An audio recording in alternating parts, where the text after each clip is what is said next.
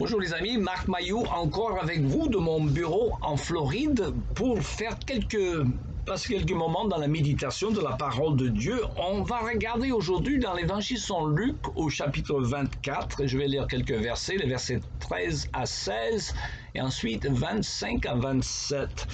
Alors, il s'agit bien sûr, il faut mettre les paroles dans le contexte de l'apparition du Seigneur Jésus aux deux apôtres sur le chemin d'Emmaüs et le jour de sa résurrection. Et le texte nous dit, le même jour, 2 disciples se rendaient à un village nommé Emmaüs, à une douzaine de kilomètres de Jérusalem. Ils s'entretenaient de tous ces événements, bien entendu la résurrection et la crucifixion de Jésus. Et pendant qu'ils échangeaient ainsi leurs propos et leurs réflexions, Jésus lui-même s'approcha d'eux et les accompagna, mais leurs yeux étaient incapables de le reconnaître. Alors, je vais lire un peu plus loin dans l'économie du temps, versets 25 et 27. C'est Jésus qui leur parle et dit « Ah, hommes sans intelligence, vous êtes bien lents à comprendre tout ce que les prophètes ont annoncé. Le Christ ne devait-il pas souffrir toutes ces choses avant d'entrer dans sa gloire? Et alors, commençant par les livres de Moïse, à savoir le Pentateuque, et parcourant tous ceux des prophètes, Jésus leur expliqua ce qui se rapportait à lui dans toutes les Écritures. Bien entendu, l'Ancien Testament, le Nouveau n'existait pas encore. J'arrête la lecture là. Nous avons le privilège d'avoir une leçon, je vais dire, d'herméneutique, l'art d'interpréter la Bible donnée par le Seigneur Jésus lui-même. Nous disions premièrement, la dernière fois, que les moyens indispensables que Dieu nous donne pour notre sanctification sont la prière, la lecture de la Bible et la communion fraternelle avec d'autres croyants. Alors, on a déjà parlé de la prière, maintenant je voudrais vous parler de la lecture de la Bible, la manière de lire la Bible, comment la comprendre. Alors, nous allons, comme je dis, notre professeur Jésus qui va nous l'expliquer, l'art d'interpréter la Bible. Je dirais en guise de remarque préliminaire qu'il y a une chose importante. Dans la lecture de la Bible, comme dans n'importe quel autre livre, on commence au début et on lit vers la fin. Ça va de soi, mais il y a des choses qu'on ne pourrait jamais comprendre de n'importe quel autre, de la Bible comme de n'importe quel autre livre si on ouvre au milieu quelque part. C'est normal. Imagine que vous lisez un roman policier et vous ouvrez avec le dernier chapitre. Alors vous allez tomber sur plein de personnages, de faits que vous n'avez aucune idée de quoi ils parlent tant que vous n'avez pas lu ce qui précédait.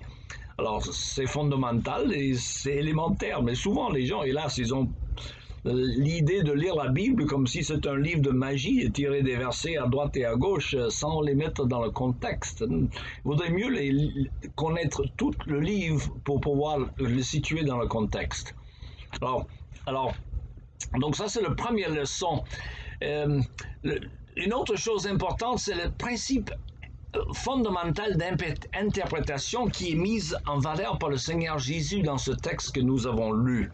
Alors, c'est le fait que toute la Bible, bien comprise, parle ou directement ou indirectement du Seigneur Jésus. Il est le personnage clé de toute la Bible. Il vient de le dire. L'Ancien Testament, ce que nous appelons l'Ancien Testament, les premiers chrétiens ne parlaient pas ici, ils parlaient des Écritures, mais ce que nous appelons l'Ancien Testament, à savoir la partie de la Bible qui précède Jésus, annonce Jésus, annonce le Messie. Et le Nouveau Testament, ce que nous appelons le Nouveau Testament, la deuxième partie de la Bible, si vous voulez, explique le Seigneur Jésus. Et tout est en rapport avec sa crucifixion qui reste le point central de toute l'histoire biblique. La Bible n'a de sens que par rapport à la crucifixion et à la résurrection du Seigneur Jésus.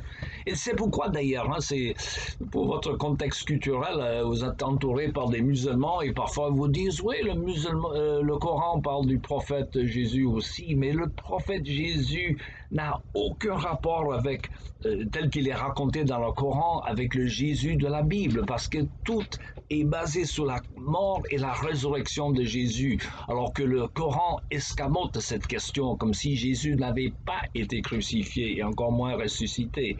Donc, où que vous soyez dans la Bible, donc vous devrez arriver à la croix de Jésus.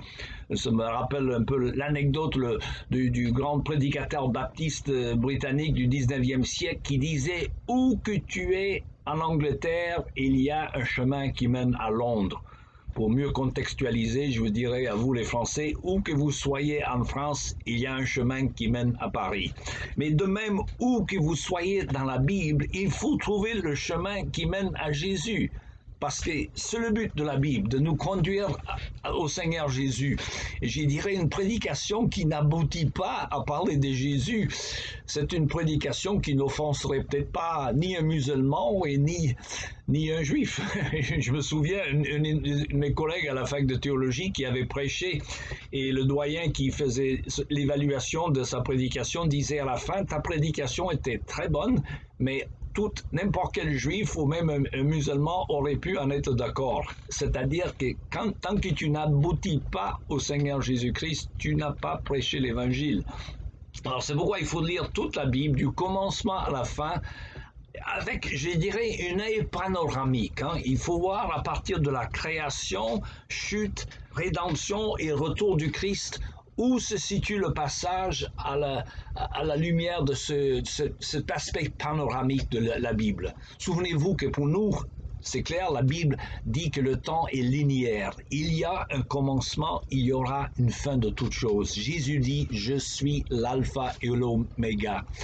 On en parlera un peu par la suite parce que j'ai pas assez de temps aujourd'hui. En guise de conclusion, je vous invite seulement à méditer de ces paroles de Jésus que nous venons de lire dans l'évangile Saint Luc, commençant par les livres de Moïse et en parcourant tous ceux des prophètes, Jésus leur expliqua ce qui se rapportait à lui dans toutes les Écritures. Vous comprendrez un peu mieux par la suite. Alors, est-ce que vous souhaitez une bonne journée pour aujourd'hui et à la prochaine fois.